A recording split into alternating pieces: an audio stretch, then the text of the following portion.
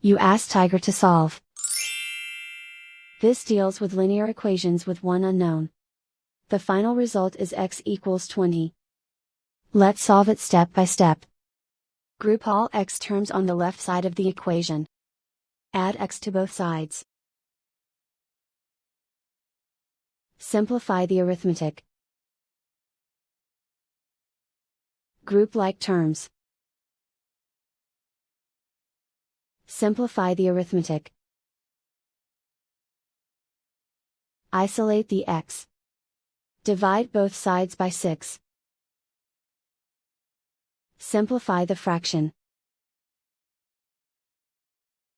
Find the greatest common factor of the numerator and denominator. Factor out and cancel the greatest common factor. And so the final result is x equals 20.